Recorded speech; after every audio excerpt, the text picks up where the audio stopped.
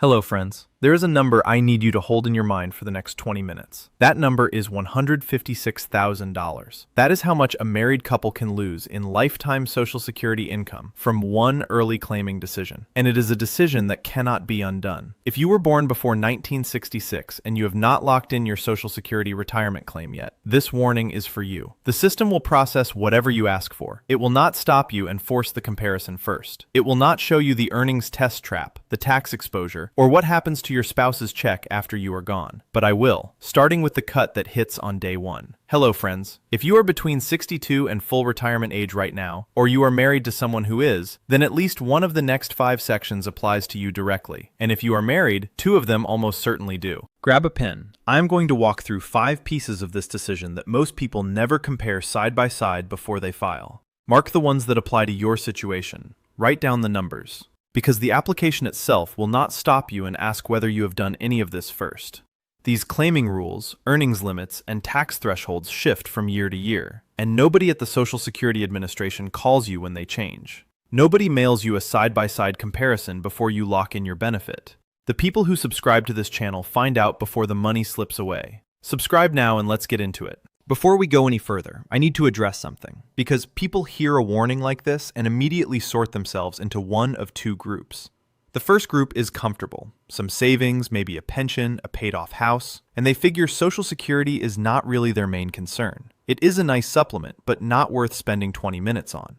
The second group is living on a fixed income, watching every dollar, and they have learned to assume that any strategy involving wait longer is advice for people who can afford to wait. Both of those assumptions are wrong about at least one of the items I'm covering today. On every single one, I will tell you exactly which group it helps most and why. The comfortable group is going to be surprised by the delay math, the part where the guaranteed, inflation-adjusted return is better than almost anything sitting in their portfolio. The fixed income group is going to be surprised by the rescue section, the part most people assume does not exist at all. And stay with me, because the last section is the only one that tells you whether this decision is still reversible for you. Number 1, the permanent reduction nobody feels on filing day. Here is the misconception I hear constantly. I will file now and adjust later if I need to. You cannot adjust this later. When you claim Social Security retirement before your full retirement age, the reduction is built into your benefit permanently.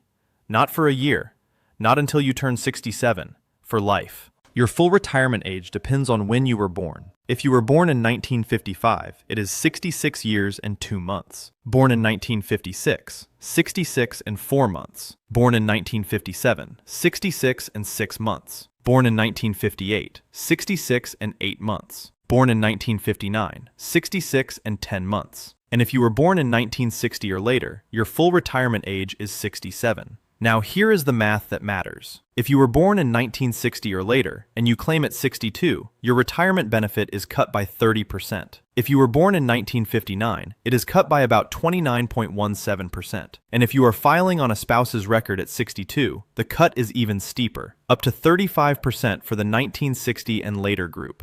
Who does this help most? Both groups. The fixed income viewer feels a smaller check immediately. Every dollar counts when it is your main income. But the comfortable viewer is often the one who shrugs off a small percentage cut without doing the actual math. So let me do it. Take a person whose full retirement age benefit is $2,500 a month. Claim at 62, that drops to about $1,750. That is $750 less every single month. That is $9,000 a year. And by age 90, the lifetime gap between the 62 check and the full retirement age check is about $102,000. That is not a rounding error. That is a house payment. And you locked it in on a Tuesday afternoon because nobody forced you to look at the comparison first. Here is your action step. Create or log into your My Social Security account at ssa.gov. Write down 3 numbers, your estimated benefit at 62, at your full retirement age, and at 70. Do not file anything until those 3 numbers are on paper in front of you. That is number 1. The permanent cut is the obvious damage. Now let me show you when the lower check actually starts losing the lifetime race, and the narrow window where you can still take it back.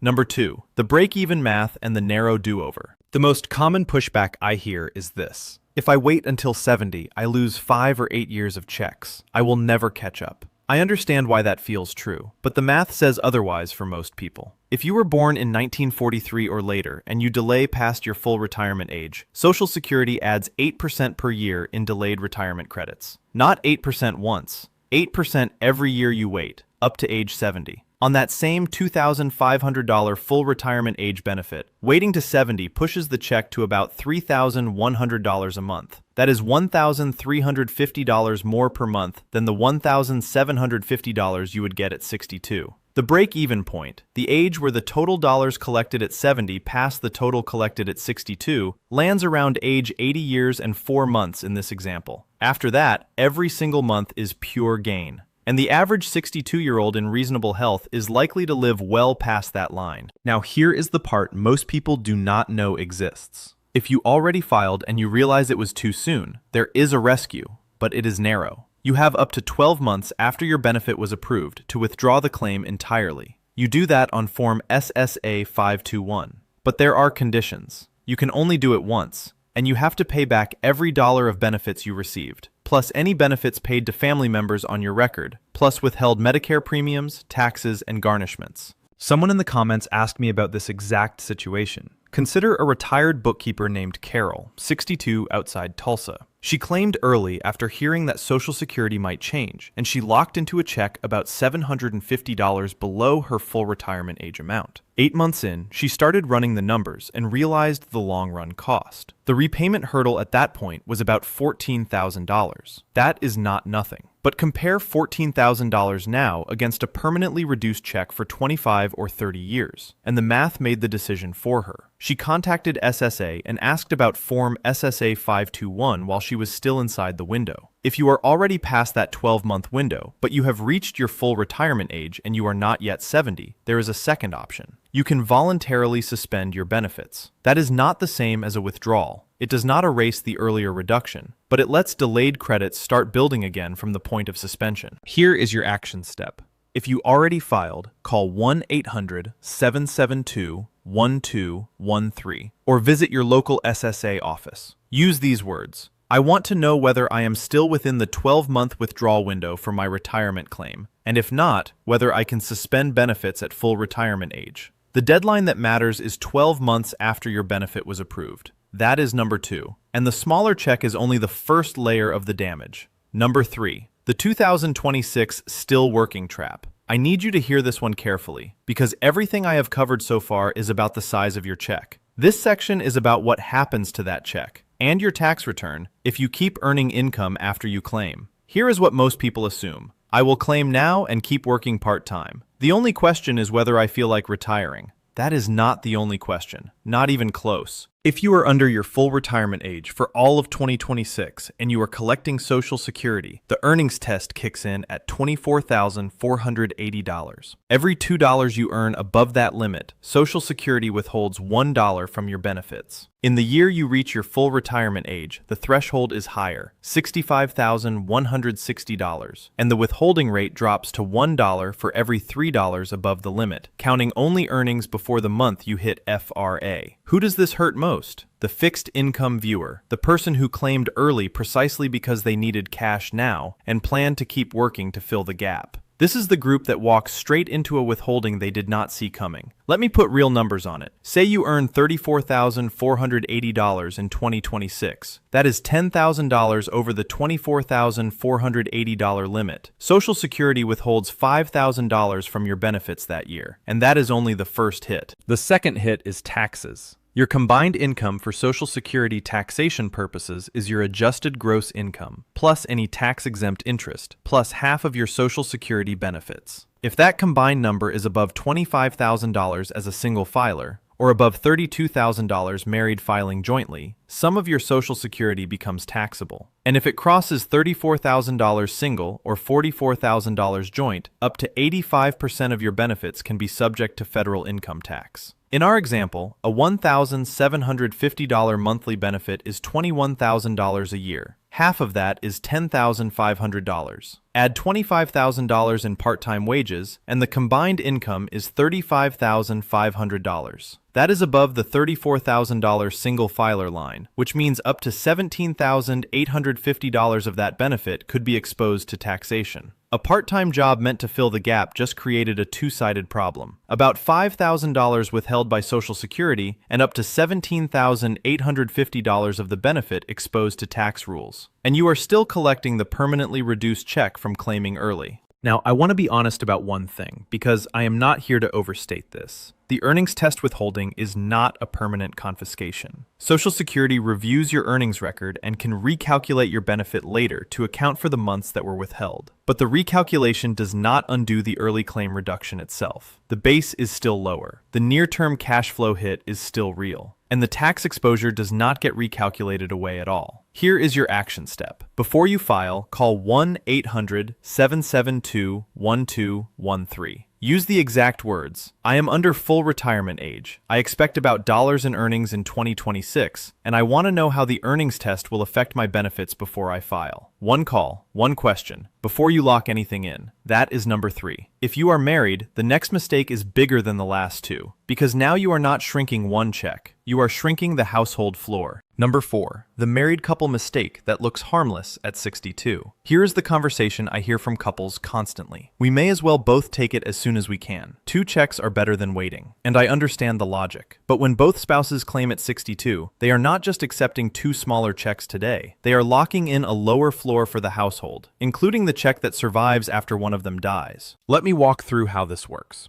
If you are married, the lower earning spouse may be entitled to a spousal benefit of up to 50% of the higher earner's primary insurance amount. That is, the benefit calculated at the higher earner's full retirement age. But if that spouse claims early, the spousal benefit is reduced too. And for anyone who turned 62 on or after January 2nd, 2016, there is a rule called deemed filing. In plain English, it means you cannot cleanly file for just your spousal benefit while letting your own retirement benefit grow. When you file, you are deemed to have filed for both, and you get the higher of the two. But both are reduced if you are early. Here is where the comfortable group usually tunes out, and you should not. Because if you are the higher earner and you claim at 62, you are not just cutting your own check. You are cutting the survivor benefit your spouse will depend on after you are gone. The survivor benefit, the check your husband or wife receives after you pass away, can range from 71.5% to 100% of your benefit, depending on when they claim it.